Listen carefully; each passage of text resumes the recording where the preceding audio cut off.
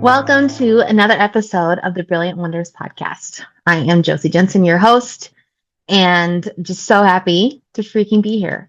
What a brilliant life we get to live. I have been so, I'm going to say full. Instead of the word busy, I'm trying not to use that word because I don't know, it seems a bit like hustle, like rush. And I'm trying to transition my vocabulary to it's been very full. And I want to share it with you because I think it's super, super important. I've had some conversations with some very intelligent humans who are trying to change their communities, help just help the people around them. And it's just been so fun to discuss like the work that I've been up to. And it just feels good. So I will say life has been quite full lately between becoming a ranch girl again. I'm living at the ranch over the last week or so, staying. I'll say I'm staying, working on, helping my parents calve some heifers out. So that's been really fun. Been just very different. Last night I had the experience and it's been so long. So you guys, I grew up ranching. Like it was very typical, very normal. I remember as a kid, my dad pulling calves. Like if a cow has a lot of struggle and can't have a baby, then we go out and we assist, right? And we help that out. And I don't know, I just haven't been around animals as much since I've went down a little bit more of a journey of healing and health and feeling, not being in pain.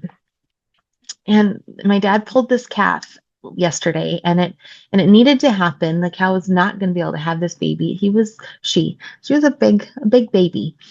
And I just don't remember ever having this feeling like I did this time. And it was like you could just feel the pain of it, feel the pain of labor. And I have not for those of you who don't know, I have not had any kids of my own. So this is not something I completely understand. I will never say that I know what it feels like or I can relate to having a baby because I have not. I have not.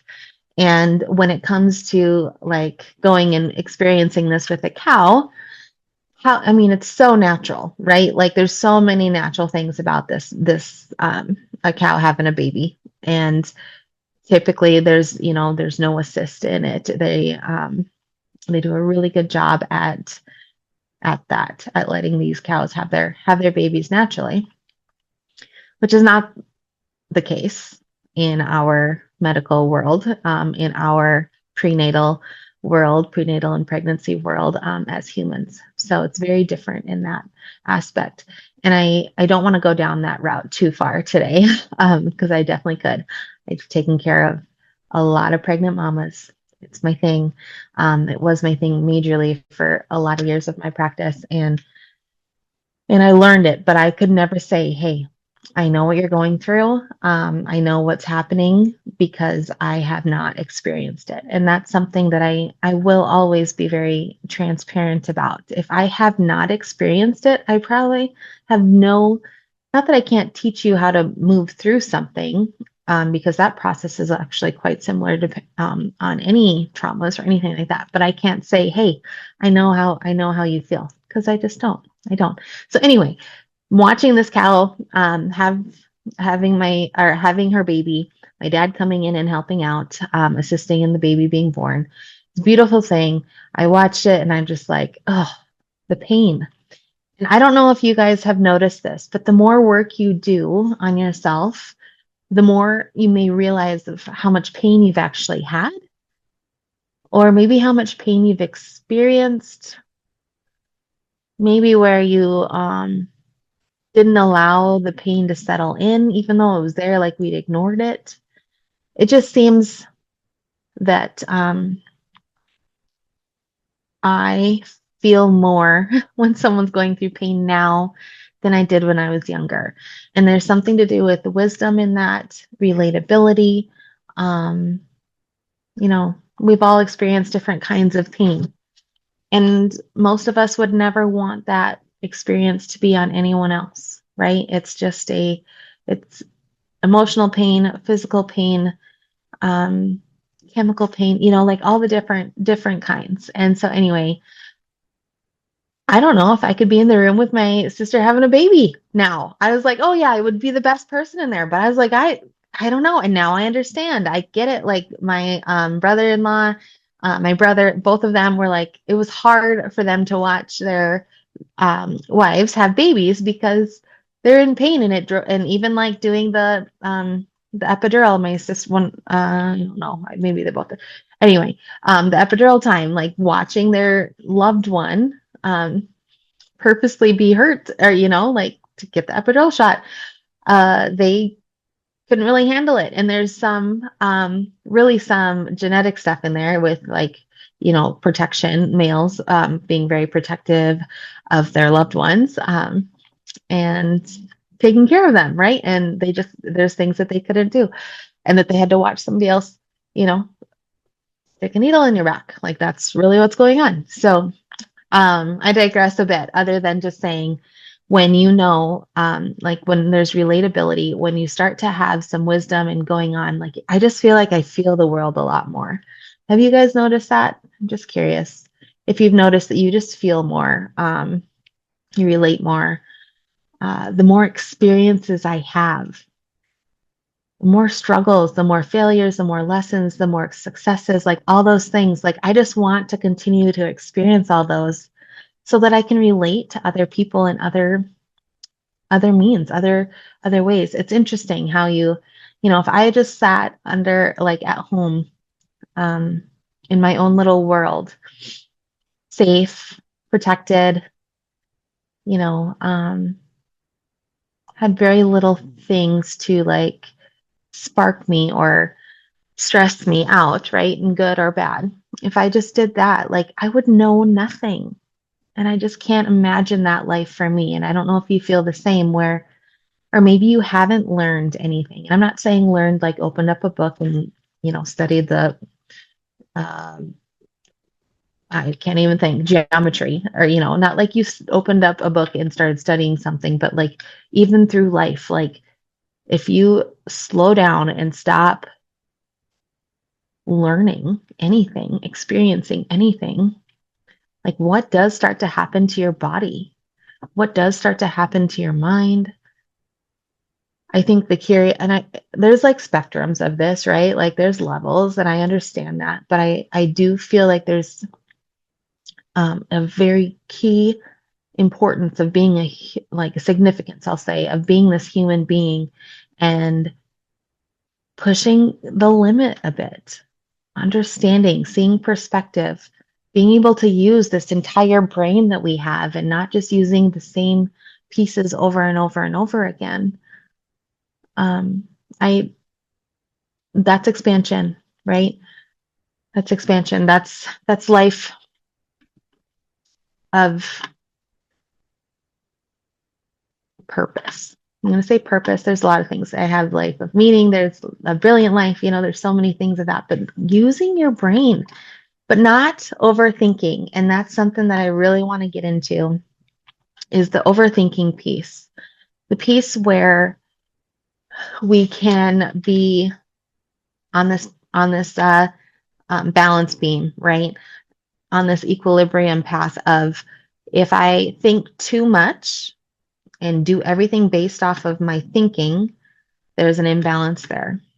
If I don't think enough and don't push some limits, then there's an imbalance there. So I remember as a kid, it was use your head, Jos. And I'm like, yeah, you're right. I didn't think that through. That was a really bad decision. Or, geez, I don't know. Like I missed that.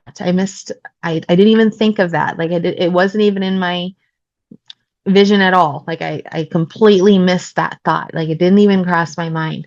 Um, and now I'm starting to realize that now that I'm home and I'm experiencing a lot of these similar things, and probably making similar mistakes and things that I would have when I was younger. That I think differently. So I would have to say that based off of what was really important to me when I was younger was that I got things right, that I made people proud of me, that I wanted that um, affirmation, right, of doing the right things. So it was very easy for me to start just living in my head. And the older I got, the more I wanted that, right?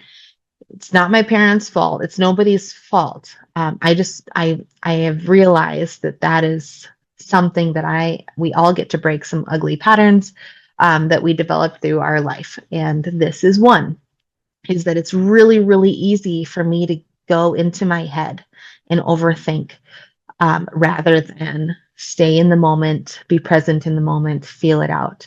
Um, and when, like this cow example of this cow having this baby, that's an example of not overthinking, of being in the moment and feeling it, feeling what potentially things were feeling like for her, being relatable, whatever. Like I was in the moment, present. I wasn't, and I was in my body and not in my head. If I was overthinking, I wouldn't have even paid attention to what the cow was doing. But guess what? When I was a little kid, there's probably a chance, one point is that I didn't have any wisdom yet, right? Like I was just learning, figuring things out. But I did overthink a lot. And I think that's the case for a lot of kids because we are just trying to learn how to navigate the world. And the world that we live in is very mind driven. It's not, I mean, yes, now we're talking about feelings and how to have feelings and emotions and all the things like um, recognizing them, like that's starting to come into our schools a bit. But the overthinking piece, they are still trying to figure out why they're feeling the way that they're feeling. And in order to feel that, they are thinking about it. Like it's still, it's an interesting cycle. And I think there's a lot to learn just by experiencing over and over and over again and not doing nothing, right? Like keep working, keep doing things, keep thinking things, keep moving, like continue to have experiences and encourage failure or encourage lessons to be learned. That is how I learned. That's probably how you learned over the years. Like especially now, like I'm thinking of the high achieving people that I work with now, like they fail or learn lessons over and over and over again, and they do it as fast as possible because they want to experience as many of the things that they can to learn to get to the next level. If I only learn a lesson once every 2 years, holy smokes, like I'm not getting anywhere, right? But I'm learning the lessons through experience. I am not learning the lessons through overthinking. Okay. So that's my big takeaway for today is that overthinking can be a limiting belief or a limiting action that we once used to be safe, to learn new things and all the stuff. Like it was part of our piece. And I'll go into the limiting beliefs of overthinking later in another podcast. But today I just want you to think of how many times can I actually not purposely fail, right? But like go through an experience, learn the lesson, and then be able to try it again. Like if we can experience all day long, we're not experiencing, remember this, we're not experiencing when we're not present. So if I'm not present through a lesson, then I probably am not going to learn what I needed to learn from that experience. And then I get to do it again and again and again until I am fully there for the lesson to be learned, fully present instead of in my head. So I really want you to think on that. What is one thing maybe that you have not, that you've cycled through? Like the same thing shows up. I'm overthinking, and notice what you're doing, what your reaction is, because that is what's going to point you towards the actual issue. If you feel tense, if you feel constricted, if you jump to overthinking, if you isolate or you become kind of crazy, you're craving cigarettes or you're craving booze or you're craving sex, like those are honestly like things that if your body's feeling out of alignment and not present, like you'll start grabbing for those things, right? So I would highly recommend just becoming very aware of what reactions are happening and then dig into the presentness of it and the situation and being there completely for it so that you can learn in this time around. I know that the universe just keeps sending you the same opportunities to learn over and over and over again until you actually learn them, you know? And if you're tired of that cycle, then it's time to be present and actually experience what's going on right in front of you. Be present for it and see the signs and take it as wisdom. You're gaining wisdom when these things keep popping up in your life. So there you go. Another episode of Brilliant Wonders podcast. I seriously just went from the hip on that one. So I hope you enjoyed it. Subscribe, like, share all the things as I build this podcast. I love doing it. It's so much fun to just have a space to enunciate what I want for this world and to share my thoughts. So I appreciate you listening. Bye for now.